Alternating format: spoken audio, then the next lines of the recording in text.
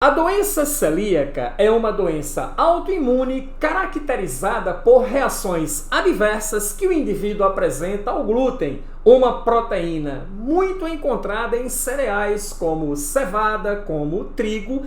Tal proteína induz a uma reação imunológica no organismo, cujos anticorpos produzidos agridem de forma severa as velocidades intestinais, danificando-as, dificultando assim o processo de absorção de nutrientes e a funcionalidade do intestino delgado. Esse é o assunto da nossa aula de hoje. Eu sou o professor Billy Paul, do canal de Ciências Biológicas e Autodesenvolvimento, e após a vinheta, membrana plasmática e suas especializações, especialmente para você. Vamos lá?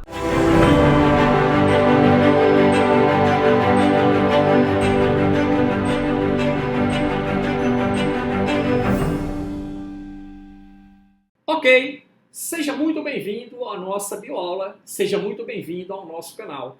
Ainda não é inscrito? Inscreva-se. Novas bioaulas todas as semanas. E lembre-se de ir na descrição do vídeo e baixar o Biomap, nosso método exclusivo de ensino.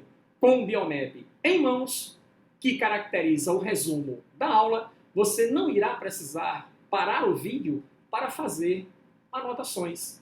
Beleza? Isso agiliza o processo. Mas membrana plasmática, também denominada de plasmalena, plasmalema, envoltório específico das células.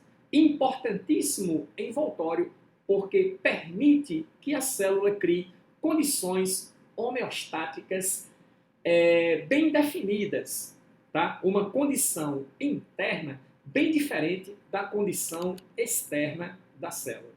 Que considerações podemos fazer inicialmente sobre a membrana plasmática, sobre a plasmalema, sobre esse envoltório tão importante para as estruturas celulares? Primeira coisa, presente em todas as células. É uma membrana viva e é uma membrana elástica. Ela tem um considerável grau de flexibilidade, até pela sua própria estrutura de mosaico fluido. Espessura, cerca de 6 a 9 nanômetros. Se você não tem ideia do que significa um nanômetro é a bilionésima parte de 1 metro.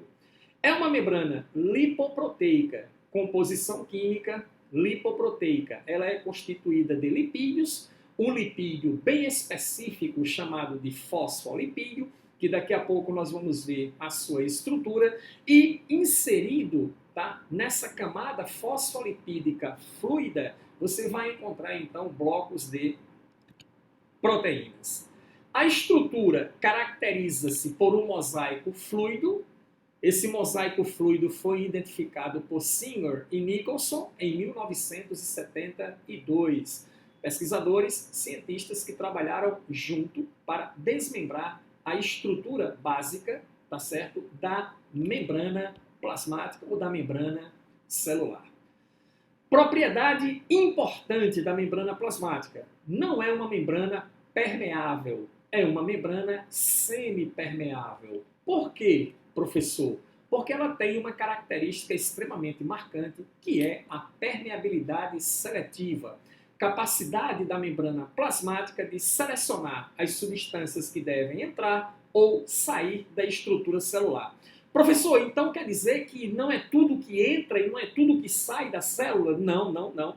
Tá? As substâncias trafegam pela membrana plasmática de modo seletivo. Então não é toda e qualquer substância que vai entrar, não é toda e qualquer substância que vai sair. Se faz necessário a seletividade. E é esta seletividade que garante que a membrana mantenha o seu meio interno extremamente diferenciado em relação ao meio externo.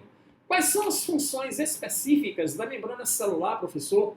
Da membrana plasmática? Ora, revestir a célula, é óbvio, é a estrutura que promove o revestimento primário da estrutura celular, o primeiro revestimento celular mais importante. Por revestir a estrutura celular garante proteção, porque protege a célula contra a agressão de fatores externos, físicos ou químicos, que venham a provocar danos à estrutura celular. E, claro, a função principal, a propriedade principal está aqui, a permeabilidade seletiva, que tem a finalidade de selecionar, de fazer a seleção das substâncias que entram ou saem da membrana plasmática. Vamos conversar um pouco agora sobre a parede celular, porque existem muitas células que apresentam um duplo envoltório. Esse duplo envoltório é caracterizado pela parede celular. A parede celular, ao contrário da membrana plasmática, que é uma estrutura viva e elástica, a parede celular não é uma estrutura viva e não é muito flexível e nem elástica, é uma estrutura rígida e permeável. A membrana plasmática é semi-permeável e a parede celular é uma estrutura permeável. Quais são os tipos de paredes celulares que mais aparecem em provas?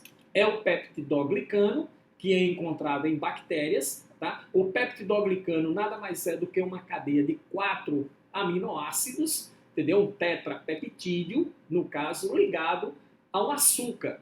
Entendido? Então, quando se liga essa cadeia de 4 aminoácidos a um açúcar, aí você tem o peptidoglicano, que constitui as paredes celulares das bactérias.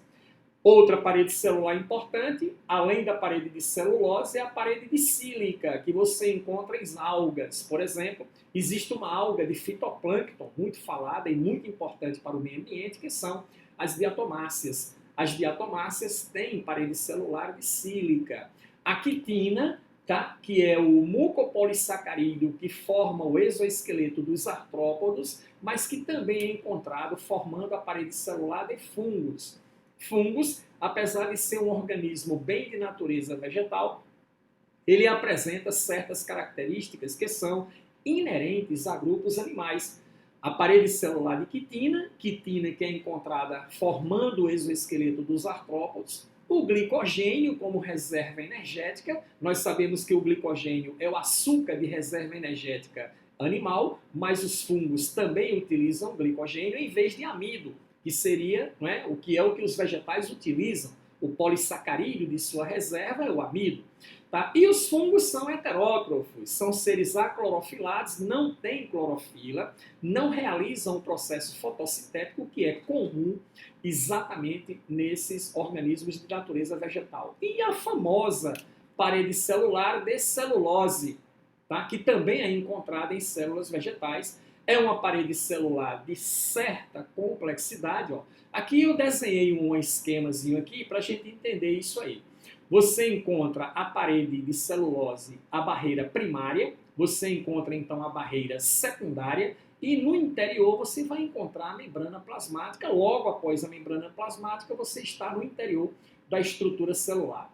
Essa estrutura primária da parede de celulose é formada de pectina, que é um açúcar, e da hemicelulose, que também é um açúcar, só que a hemicelulose, ó, o termo hemi, em biologia, sempre que você encontra o termo hemi, isso quer dizer metade, é uma meia celulose. Tá? Digamos que é a metade de uma celulose completa, que também é um açúcar polissacarídeo.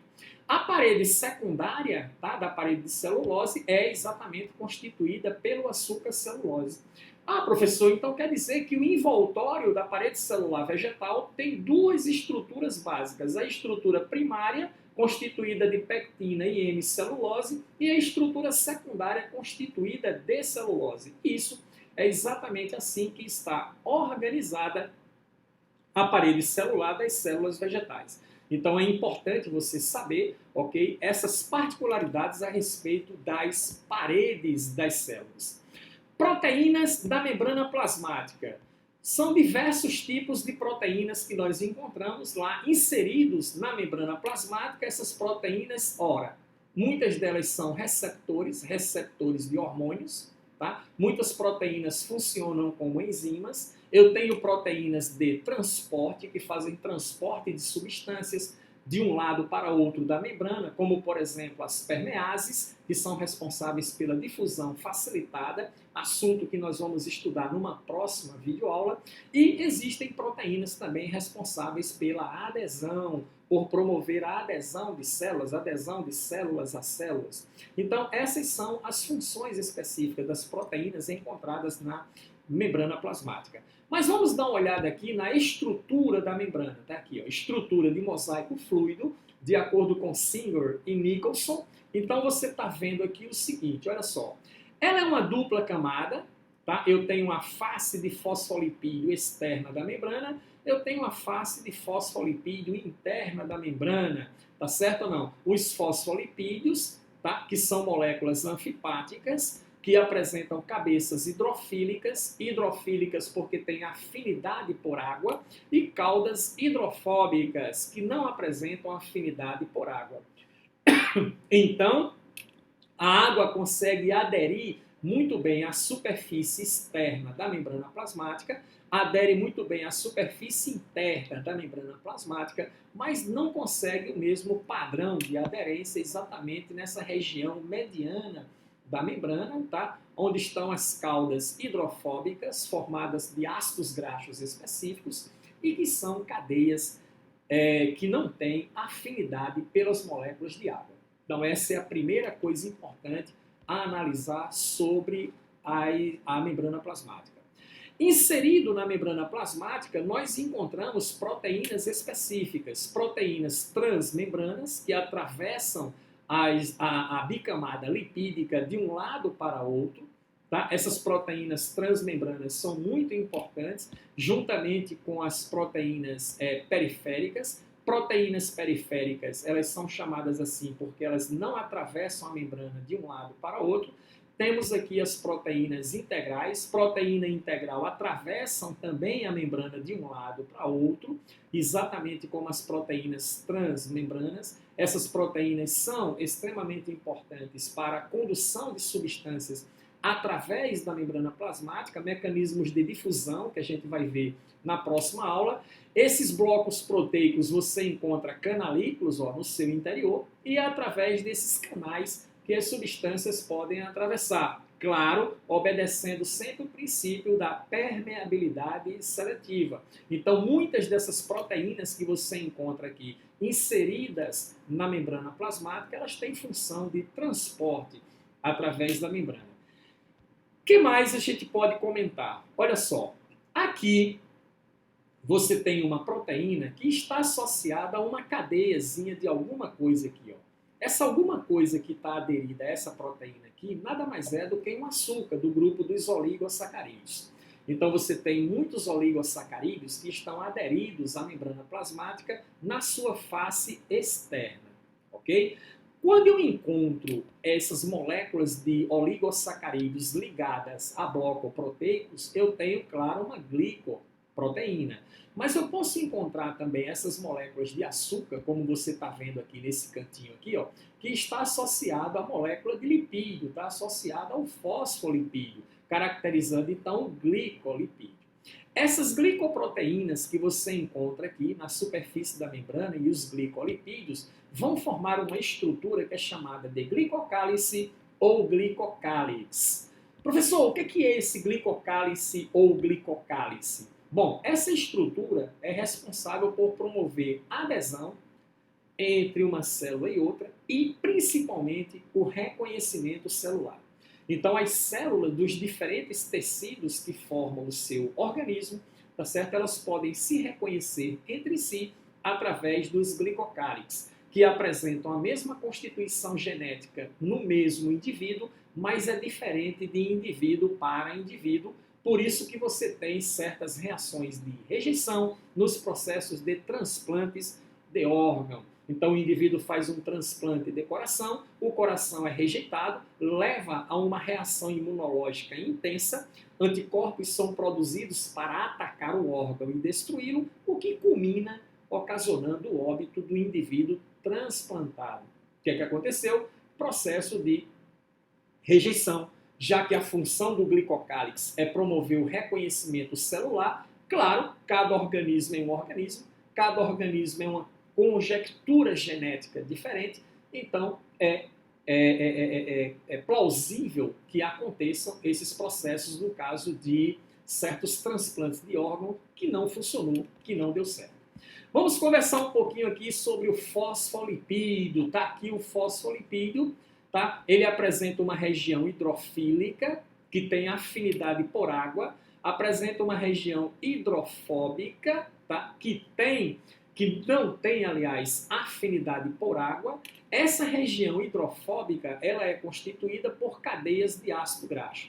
Uma das cadeias de ácido graxo, geralmente ela é saturada, é uma cadeia que só apresenta ligações simples entre os carbonos que formam a estrutura do ácido graxo, mas você encontra também certas cadeias de ácido graxo, ó, que tem essa perninha aqui curvadinha, tá? Essa cadeia aí ela tem uma insaturação nesse ponto, existe uma dupla ligação aí entre carbonos e essa insaturação faz com que a cadeia, tá certo, do ácido graxo dê essa curvaturazinha aqui. Isso faz o quê? Isso permite a abertura de espaços entre moléculas de fosfolipídios vizinhas, exatamente para tornar a membrana plasmática mais fluida ainda, facilitando os processos de passagem de substâncias por difusão. Quanto maior for a quantidade de ácidos graxos que tenha essa cadeia aqui insaturada, ou melhor, quanto maior for a quantidade de fosfolipídios que tem essa cadeia de ácido graxo com a insaturação, mais fluida será a membrana plasmática e quanto menos for a maior quantidade de fosfolipídios tá, que não apresente essa cadeia de ácido graxo insaturada, menos fluida será então a membrana plasmática celular. Foi questão do Enem 2019, perdão. Caiu uma questão exatamente sobre isso, onde ele colocava a configuração de várias cadeias de fosfolipídio de membrana plasmática e perguntava qual era a cadeia mais fluida. Entendeu? Você pode checar que tem essa questão aí lá falando sobre o fosfolipídio. Aqui você tem o grupo fosfato, tá? Que o fosfolipídio é um lipídio composto. O que é um lipídio composto? Que apresenta outro componente além do glicerol, que é o álcool, no caso aqui é o álcool glicerol. Então, além de álcool e ácido graxo, você tem o lipídio que apresenta um grupo fosfato. Então, isso caracteriza um lipídio composto, ou um lipídio conjugado. Alguns fosfolipídios apresentam, por exemplo, a base colina, apresenta a colina aqui, outros apresentam a esfigomielina ou apresenta a esfigosina, tá, que vai caracterizar os tipos diferentes de moléculas de fosfolipídio. Mas, basicamente, o fosfolipídio ele tem essa constituição e o que você não pode esquecer sobre ele? Ele é formado por duas cadeias de ácido graxo, uma saturada e uma insaturada, na grande maioria dos casos, unida a um grupo fosfato e o álcool glicerol. Belezinha?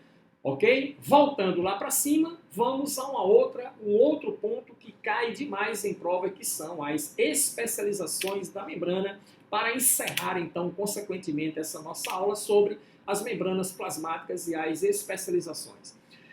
A primeira especialização da membrana que eu quero conversar com vocês é exatamente as microvilosidades. Microvilosidades são encontradas nas células que constituem as vilosidades do intestino delgado. Professor, não entendi. Microvilosidades e vilosidades. Olha só.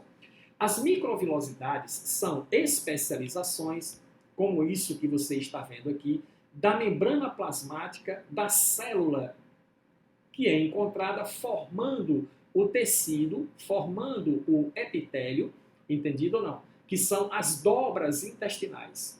Então, os intestinos apresentam uma série de dobras. Os tecidos, eles se dobram, formando expansões, para facilitar o processo de absorção de nutrientes. Tá? São essas vilosidades, ó, aqui é o tecido, tá? Aqui é o tecido, são essas vilosidades aqui que são agredidas, tá? Na questão da doença celíaca, e essas vilosidades, então, elas regridem, elas atrofiam, isso diminui muito a superfície de contato dessas estruturas com os nutrientes, dificultando o processo de absorção. Então, as dobras do tecido que forma, do epitélio que forma o intestino, entendido ou não, são chamadas de vilosidades. As dobras das membranas plasmáticas das células que são encontradas formando as vilosidades intestinais são chamadas de microvilosidades e a sua função é aumentar a superfície de contato, promover a absorção de nutrientes após o processo de digestão que ocorre a nível de intestino delgado.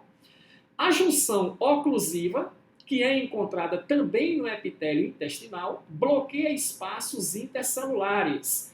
A junção oclusiva é constituída por duas proteínas específicas, a claudina e a ocludina, e serve exatamente para obstruir, entendido? Obstruir espaços entre células. Como assim, professor? Olha só, aqui eu tenho uma célula, entenda isso como uma célula da vilosidade intestinal, eu tenho aqui uma outra célula, e essas células estão vizinhas uma da outra, ok?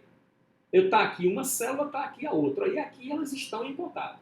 Tá? Não pode passar substâncias por esse espaço entre as células. Eu tenho uma célula da microvilosidade aqui, com outra célula da microvilosidade aqui vizinha. Então é necessário que haja algo que promova uma forte adesão nesse ponto aqui, onde as células estão coladas uma na outra, para evitar a passagem de substâncias entre esses espaços. As substâncias têm que ser absorvidas e passar por dentro das células. Por quê? Por uma questão de permeabilidade seletiva. Então a junção oclusiva tem essa função.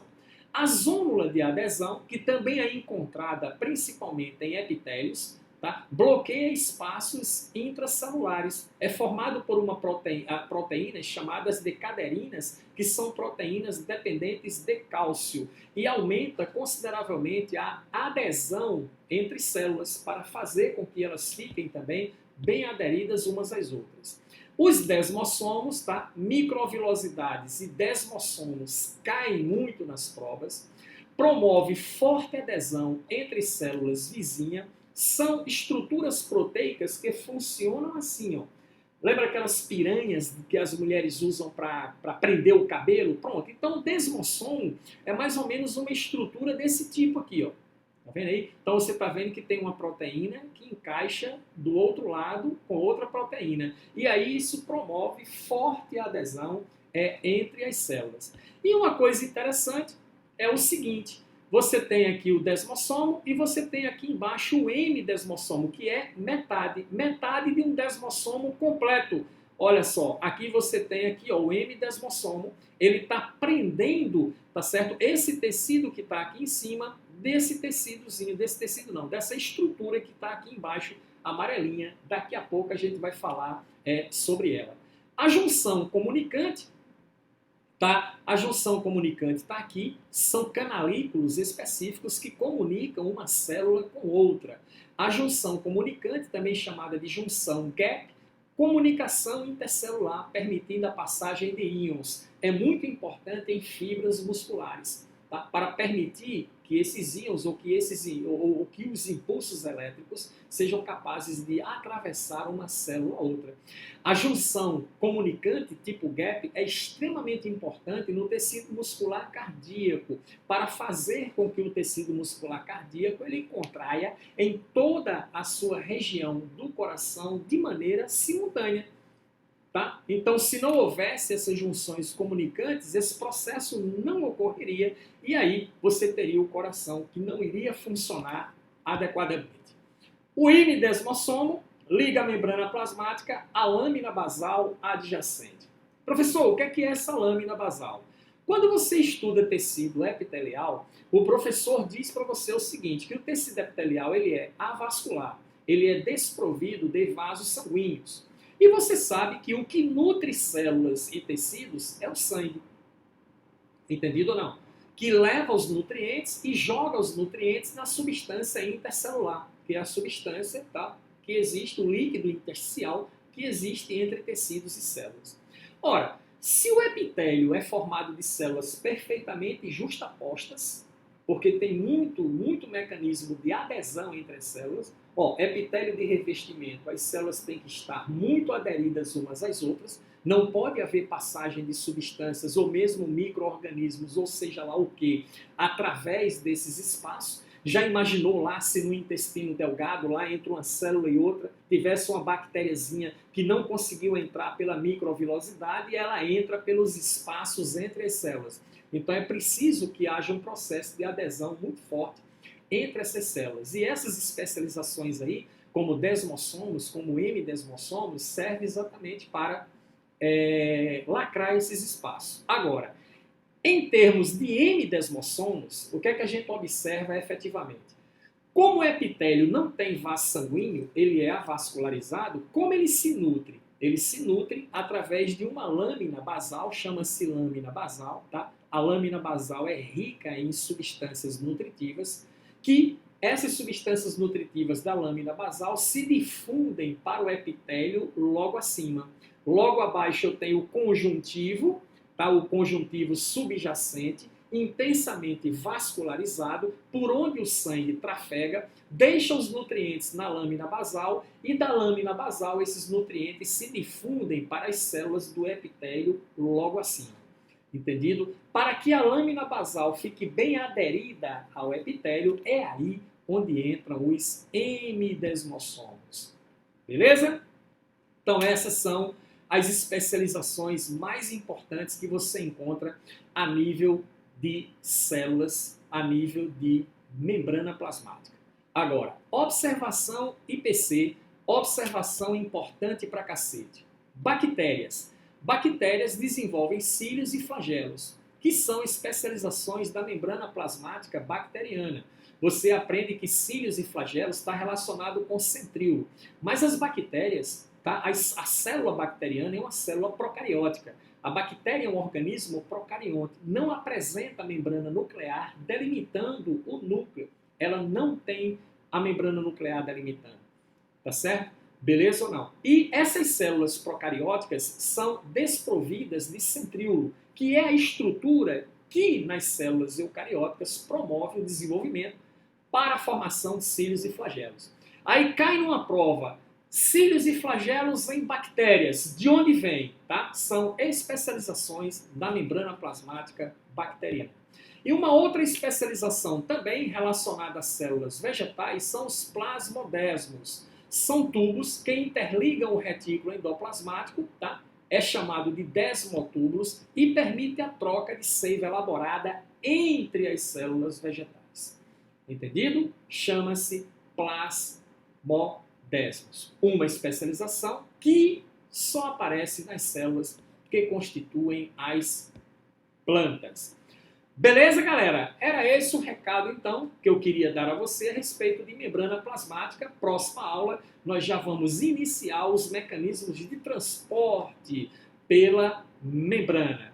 Não esqueça, vá na descrição do vídeo, baixe o Bioese com questões gabaritadas para que você possa exercitar o conteúdo aprendido.